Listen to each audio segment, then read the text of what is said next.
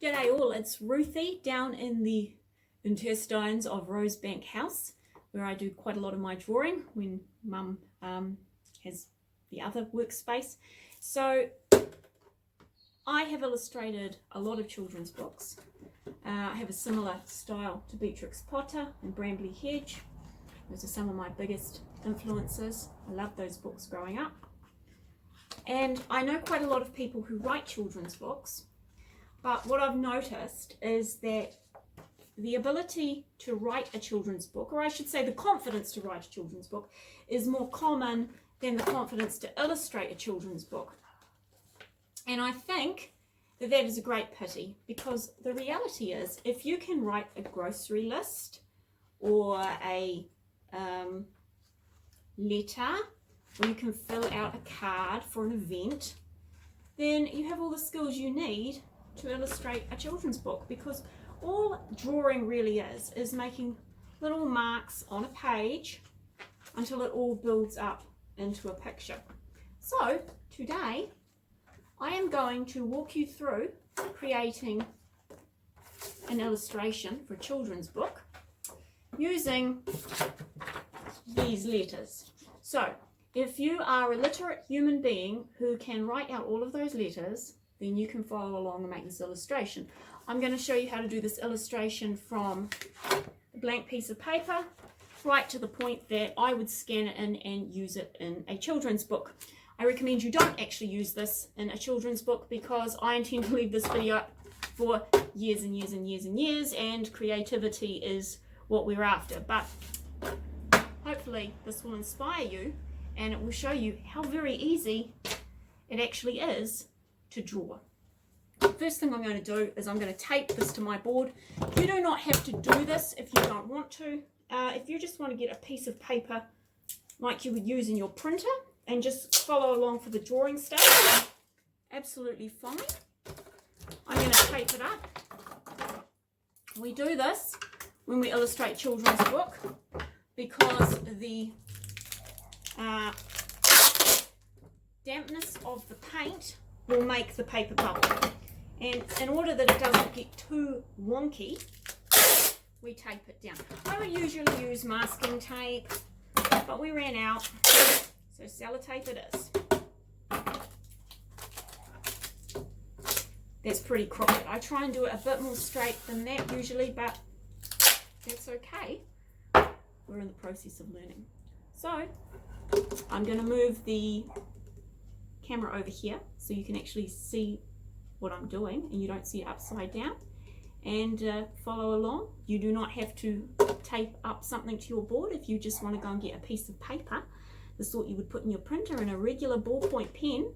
By the end of this you will have a picture you're pretty proud of. So I'll see you in a few minutes and we will begin.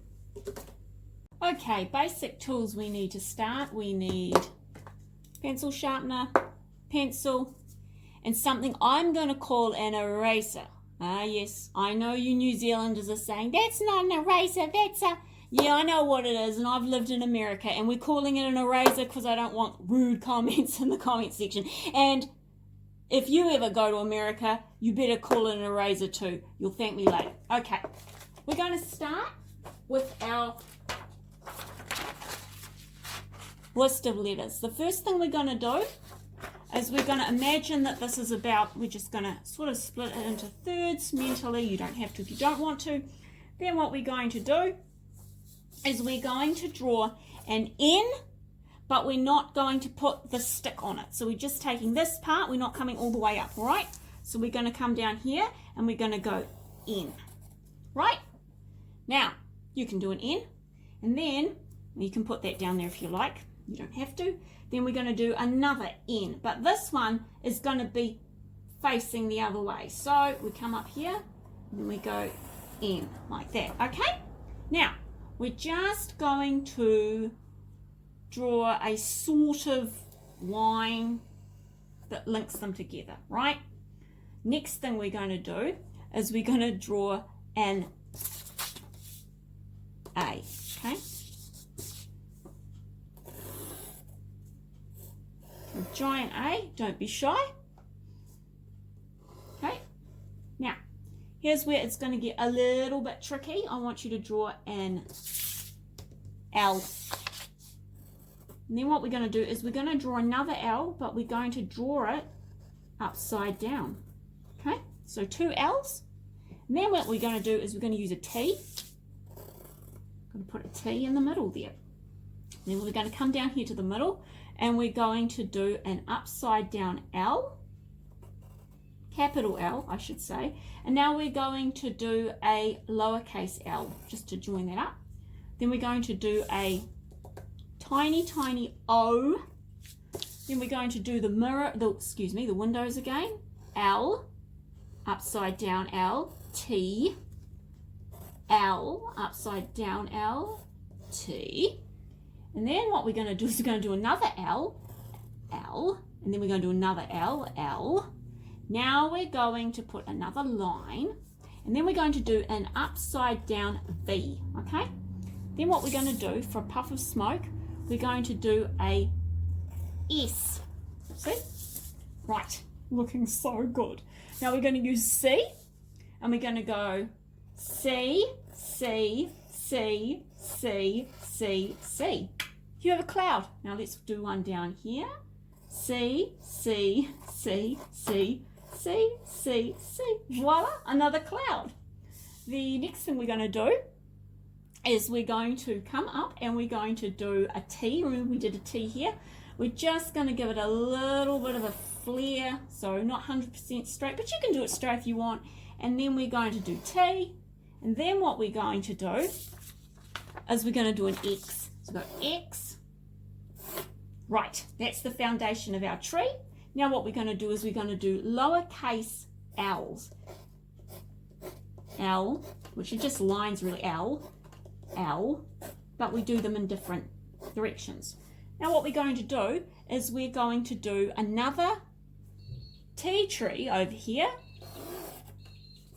T, then go X, and then we're going to do our L's, which are just angled, lowercase l's, which are just, they're angled a little bit. Oh, you see how useful this is? I'm going to just give that a little twist. You'd be surprised how fast your pencil's going to run down. Okay, now we're going to do a V, little tiny V's all over the trees, okay? We're going to go all over the trees. Just all over the trees. This gives it a sort of twiggy feel. And you see how quick this is? And you're only using letters of the alphabet. Only using letters of the alphabet. How clever is that? How clever are you? You're doing a book illustration. Piece of cake. Piece of cake. Now, the final thing, I think it's the final thing I want to do. No, it's not the final thing. I'm now going to do, no, I'm not going to do that. I'm going to show you how to do that in another way. The final thing I'm going to do is I'm going to put shingles on my house. This is an L, so we're going to go, you think of a regular L, but we're going to slant it. This is going to give us a lovely shingled effect. So we're going to do all these little L's coming down the side of the house like this. Okay, and then we do L, L. These are obviously facing the other way, L. And you can do it, take your time over it if you want. I'm not taking my time over it. Only because my phone is actually kind of filled up, so I don't know how long it's going to be before my phone's like, too much filming. Okay, the final thing you can do, if you want, is you can do a few more clouds. See, see, see, see. That's the other thing, that when you do a picture, just have a look at it at the end and see, oh, is there anything that I could add to that would look nice? Well, I'll show you how to do a really quick flower. So just do those sort of lines like we did, basically a lowercase l with a bit of, or V, yeah, think of them more as V's. Just draw them with a bit of mess, a little bit more. Okay, and then I'm going to show you how to draw a really easy flower. You do a 0 or a O, depends what you want to call it. And the petal, this is a little bit more difficult. We're going to do a U, but we're going to pull the U a long way out, and then we're going to make it meet itself, okay? And then you go round like this. Voila, you have amazing flowers. And a good trick is, if you don't like the way your picture is turning out for a children's illustration, just put a whole heap more flowers in it. The eye is very picky, but easily distracted. So if you don't like the way it's going, just do a bunch of these flowers and you will be really thrilled with the results. And if you want to stop at this stage, you have an absolutely gorgeous picture that you will be able to impress any child with. Children love it when you draw them pictures. But if you want to stick around, I will show you how to colour it in and have it look like something you would find in a beautiful, vibrant children's book. So, if you want to stick around and see that, I'll be back in a minute with my colour and we'll slosh around with some paint and make a right mess. Okay, here we are with our basic tools. We've got a bit of paint, we've got a medium-sized brush, we've got a plate and a cup full of water. I'm going to put a watercolour base on here. I'm just going to take a blue watercolour. You really don't need to know what the blue is, you just need blue, not a pale blue. It actually says Prussian blue in case you're interested, but it's seriously unimportant. Then you just make a nice mess. Then you start right up the top, and we're just going to come down and we're just going to slap it on, and your brush will sort of run out as you get down further to the bottom of the page, and that's good because that sort of mirrors what we see in nature. Or is it the other way around? Oh my gosh, I can't remember. Mum probably knows. Mum knows lots of things about art that I do not know. Okay. Now, regarding brushes and things, it's quite good if the white shows through. It looks like clouds. You do not need expensive brushes. You really, really don't. And you don't need expensive paints either. You just need a bit of blue for your sky. And that's really all there is to it. Now I'm going to try. I don't know what colour to do the house yet. I'm going to have to think about that, because that's going to really dominate the picture. So now we take a green.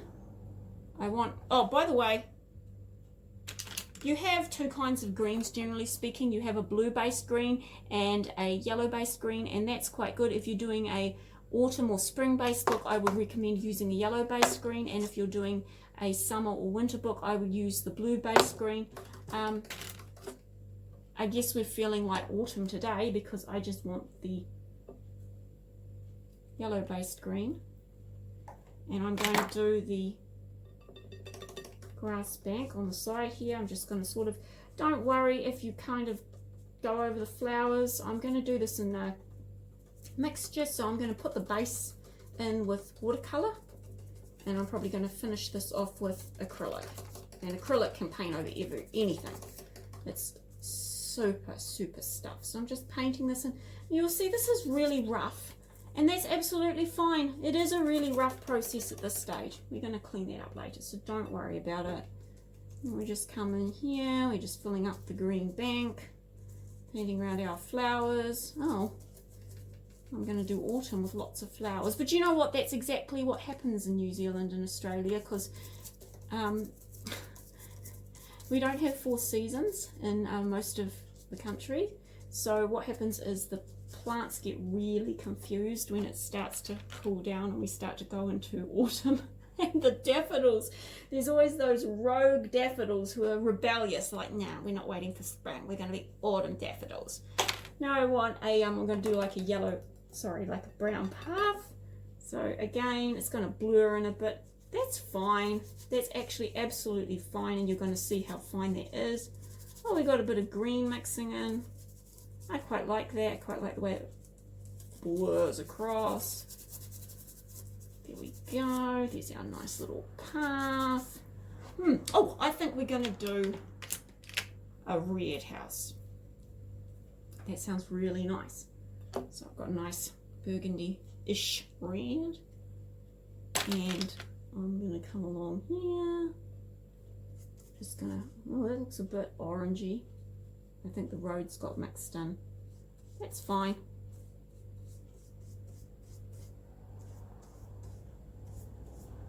Just paint that in.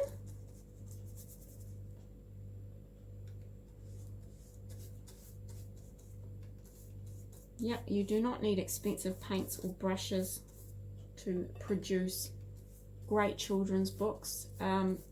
One of these days I have to go to town and pick up some more paint because I've just about finished a book, and that means I've gone through a lot. So maybe I'll take you with me in my handbag. This is a weird thought. And when I get down there, I'll show you how I pick out my paint. It's mainly about price. Yes, I'm a very Scottish extraction. Now I've made a mistake up here, so I'm just going to come in here and just use that to clean it up a bit. I'm going to have to put a bit of oh, that's all right, that's fine. Okay, at this stage we have the base colors done. So what I'm going to do, you've got two options here. You can leave it to dry naturally, or you can use a hairdryer to speed up the process, which I would usually do in the colder months, but it's still fairly warm in Griffith. So I'm just going to pop it outside and let the sun take care of that, and when it's dried, I'll show you how I finish it off. Well, I hope you guys feel very loved. I'm going to paint this at an awkward angle for you. We've still got the original paint plate and a bit of water. Is that you, Mum? Oh, I thought Mum wanted to come down. She's very respectful when I'm filming because she got caught on camera. It was hilarious. I'm just going to use a sort of rather pointy brush. I do have a lot of brushes. Well, I should say Mum has a lot of brushes, but I don't use a big variety of them. I just keep it simple, you know. I don't switch my brushes if I can avoid it. So we're going to start with our trees, and we're going to come down. Remember, we did that big T. We're just going to come down. We're going to straighten it up. If this comes off as a bit crooked, do not worry. We finished that at the end with the lovely big giant black marker pen. So you want a T, and then we're going to go in and do our X like that, and then we'll do that on the other side. As you can see, this is really not hard. Once you start to think in terms of just breaking things down into individual lines, you're well and truly on your way to being able to illustrate your own children's books, which I think is very good, because I've heard from oh, do you know what, I'm actually going to need a small delicate brush after all that big talk about, because I actually do need some really tiny ones for my little twiggies. So this is really good. This is a really tiny one. I'm just going to take a bit, and then I'm just going to go and do the little twigs. This is really fun, the little V's. I've heard that us illustrators are not the easiest people to work with, and I think that's probably for a variety of reasons.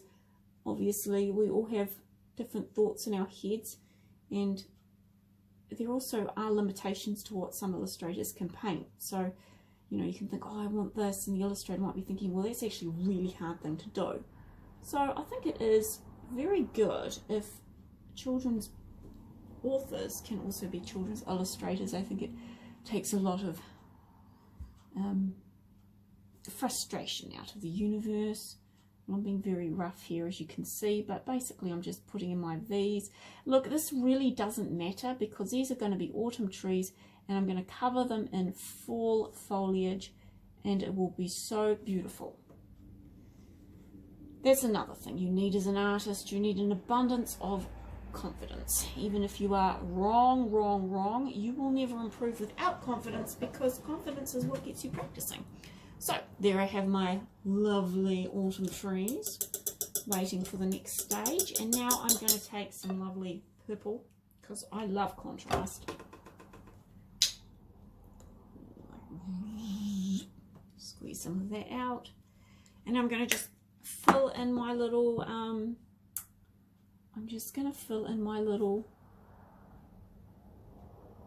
L-shaped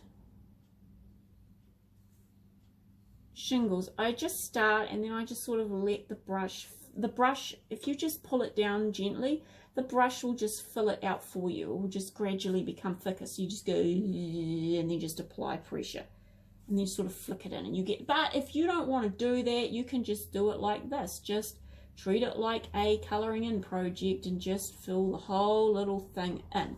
Here's the thing about art. We are aiming for an overall completed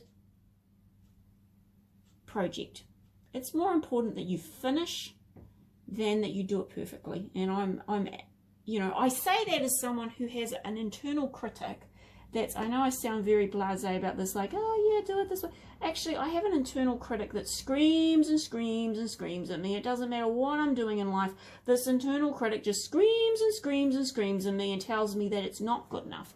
And I realized years ago that if I was going to let that critic run my life, I would accomplish absolutely nothing. So this blasé confidence is the result of a lot of internal work, and I highly recommend it because it is better to produce a children's book with all its illustrations that are maybe a little bit rougher than to not produce one, you know.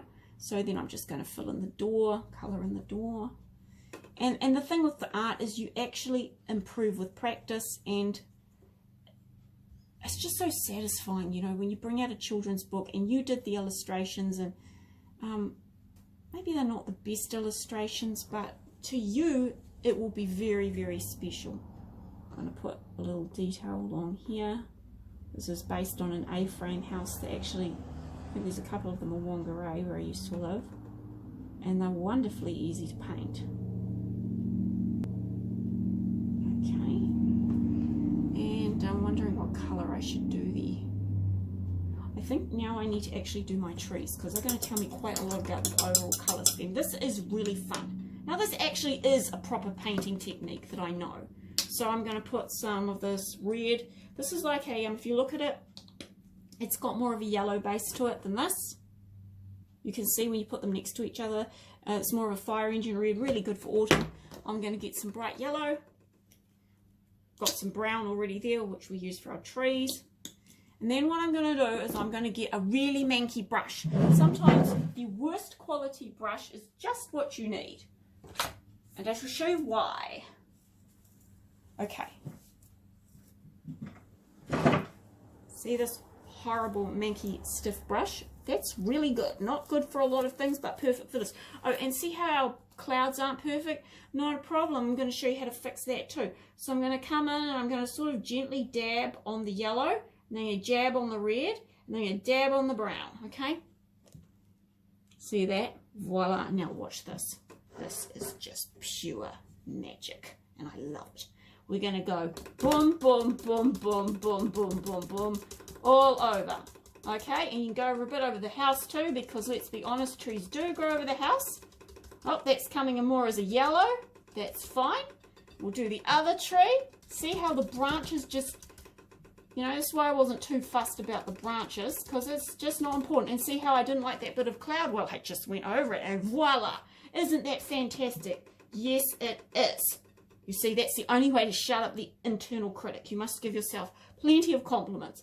And mixing it didn't really work, so I'm going to go in with a red. Now, be a bit light-handed with this, and make sure that you don't just uniformly go over everything, otherwise you won't get that lovely autumny look. You want the mixture. And we'll come over here and we'll put some more in, because when you look at a tree from a distance, you don't see the individual leaves. You just see, well, you see blobs essentially, and I am so happy with that. I am so, so happy with that. Right. Now, what am I going to do next? What am I? Oh, okay. So I didn't actually show you how to do curtains, but we're going to have to do curtains because I made a manky job there and I want to clean that up. So I'm going to make yellow curtains, and it's an M, okay? Only we don't really, no. We'll do it, you know what? We'll do it as a V with a bit of a curve. So we'll do a V here, and do we want them downstairs as well? Yeah, I think so. So just remember, you're doing a V. V makes great curtains. I'm going to do yellow. Yellow always brightens up a place, and it will tie in with our lovely autumny trees. Okay, so we come up here. Again, if it spreads over the side of your window, do not worry. I have the solution for that also. That's right. Oh, now, I know someone out there is probably asking, and it's a really good question. Well, that's very not all very nice, but I want characters in my book. I want, you know, I want children. The answer is, I'm hoping to do a lesson on children, But I think it's best to get your confidence up first, and this is a nice easy start. I'm going to take a paler purple, which will be very pretty. Okay. And now I'm going to go in and do the flowers. So we're just going to go, oh, here's a trick. You just get your brush loaded up like that, and you just go sort of slap it down, and then just slap, and then just sort of lift it, and you're just going to just flick it in, like you just put it down like that, because the end will be thicker, and then just lift it, and you get these. It's much, much faster, which, you know, when you've got a lot of pictures to do for a book, oh, you can just even use it as basically a stencil and just go splat, splat, splat. Or you can individually do them. It's up to you. When you're doing a book, you really do want to move as fast as possible, because, you know, you don't want to go off the boil with the project. You want to get a project whacked down in a fairly timely manner, or you might just get sick of it. You know what? I'm going to do a mixture of purple flowers. I think that will be very pretty. You see how easy this is? And the truth is that it gets easier. It actually gets easier. So now we're going to go and do some purple flowers, some dark purple flowers. As you do often see that, even if they're the same shade of flower, because of the lighting and whatnot, it will quite often look like you've got different coloured flowers in an individual. I am really liking this. You know, I know it's by no means the best painting in the world, and it's actually not one of the best paintings I've ever done, because I've broken it down to make it easy to follow along in case you've never done a painting before. But, you know, I just get so happy when I paint. Well, you lost me because my phone ran out of room, but here I am back. And now I'm just going to go in and put in my yellow centers. And that's, I noticed when I was looking at the footage that it's actually quite hard to see what I'm doing, so I'm trying to be a bit more clear. And it's really simple. You just drop the centers in. That's all it is. You just go plonk, plonk, plonk. Simples.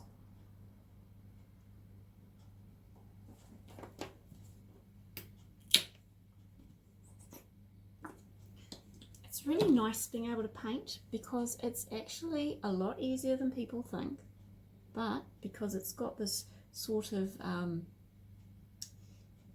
reputation for being hard, people will really admire you if you can paint something that is just pleasing to the eye. And I go back to the fact that I never met a child that couldn't paint or draw, but you meet adults all the time who say, oh, I wish I could paint, I wish I could draw, I'm not artistic. And it's sort of like, I guarantee that adult who's saying, oh, I can't paint, I can't draw, I bet they could at 8. I bet they could at 8. Now, that's not to say that everyone should still be painting as an adult. I'm fully aware that my contribution to the world is less than a brain surgeon or a lawyer. However, if you are a person who wants to paint, if you see advantages to being able to paint, I'm going to do the same technique, by the way, that I did for the trees, only I'm going to come in here along here. I'm going to add a little bit of grass, just plonk, plonk with the green. If you're a person that sees an advantage to painting, you know, you're in that children's book space, just remember your 8-year-old self could paint. I bet your 8-year-old self could paint, because I never met an 8-year-old that couldn't paint. And you just have to rediscover that internal 8-year-old. I'm just going to go in here, and because, you know, grass is quite textured. Oh, that's picked up some purple. That's quite nice. Just going to fill that in. Okay. Oh, I haven't done the chimney. That's not good. What colour should I do the chimney? Oh, I know. I'm going to do the chimney bright red. I think that's lovely. I love it. Oh, and I think I want a little bit, just a little bit of shocking blue. And do the chimney in there.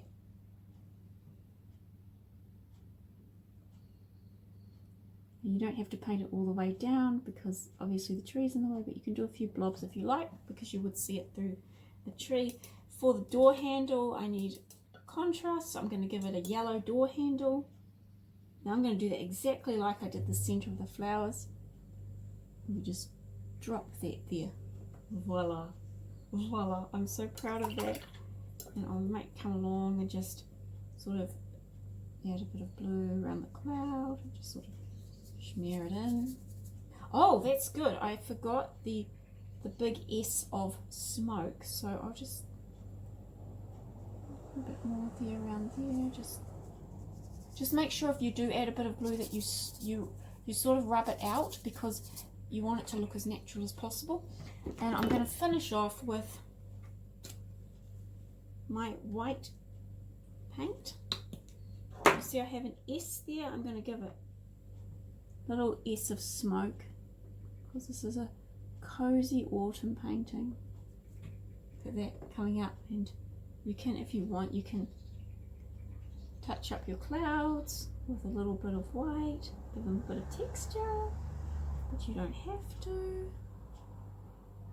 Okay, that is looking, I always get really happy at this stage because the end is in sight. And the last thing we're going to do is let it dry, and then we're going to put in the black lines that just give it that really beautiful crisp finish. And I will come back in a few minutes when it's dry, and I'll show you how to do that. Okay, here we go. Final stage, and best of all, simple. You just take your big black Sharpie and you go over all the lines.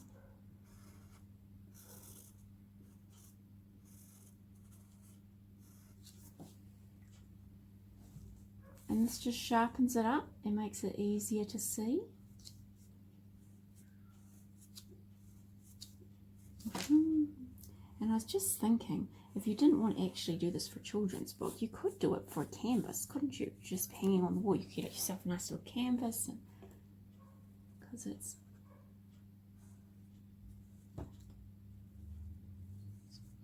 you might want to put a few curls in there, you might want to get fancy. Remember, this is art, so if it comes out a bit different from mine, good. No two artists are exactly the same, and what a dull world it would be if we were. Okay, so I'm just putting those L's in, and you can linger over this if you like. I usually listen to a story when I'm painting. Usually Hank the Cow Dog. I love Hank the Cow Dog. The cat is so nasty. He's hilarious. Put the trees in there. And then just, I don't put too many in the tree because I don't want to ruin that beautiful sort of effect we created. I basically do little W's all over it, just upside down and around, just to give it just a little bit, but I don't do too many.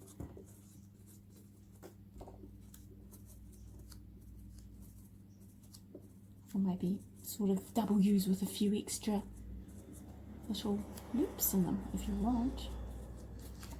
Because after all, the letters are just getting us confidence. There we go.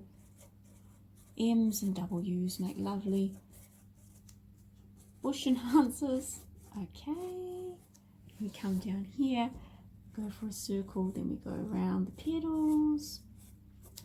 Just ta-da. Look at this. Looks very different from when we started, eh? With the white canvas. And I highly recommend this because you know what? It's going to make you happy. Even if you get to the end of it, you're like, nah, I think I want to keep working with an illustrator. You know, that's fine. But at least you will have had the experience of painting. Did you know Winston Churchill was a painter? He was, and he was quite good. It's worth Googling paintings by Winston Churchill. He said when he got to heaven, he was going to spend his whole time just demanding more and more and more vivid colours to paint with. And I always like that story that Winston Churchill had a plan for heaven. Because I think if you have a plan for heaven, you must really believe it's a real place.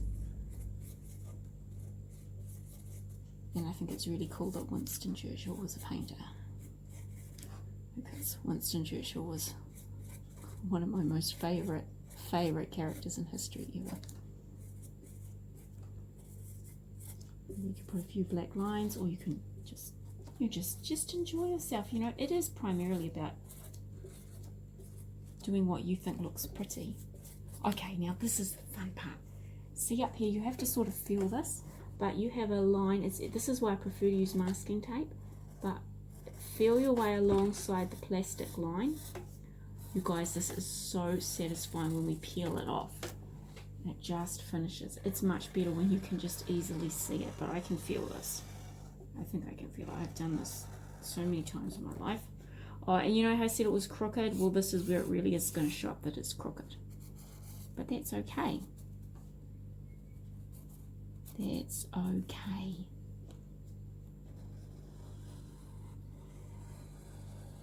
As my mum says, a blind man galloping past on a horse would be glad to see it. Okay, here we go. Here we go, people. This is what makes artists happy. Just listen to that. Look at that. Look at that. Look at that crisp. Oh, we got a bit of leak. That doesn't really matter.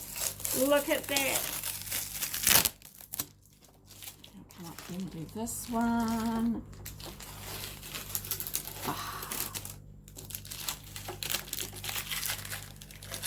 You guys, it's worth, I swear, whoops, you go the paint brushes. I swear it's worth doing the painting just so you can do this. By the way, any tough piece of cardboard will work for a painting board. My favourite, absolute favourite one was just something that came out the back of a picture frame, and I used that for years and years and years. And there you go. There you go. There is an illustration for a children's book done entirely using letters from the English alphabet. Give it a go. Give it a go and let me know how it turns out. I bet you'll be really, really proud of yourself.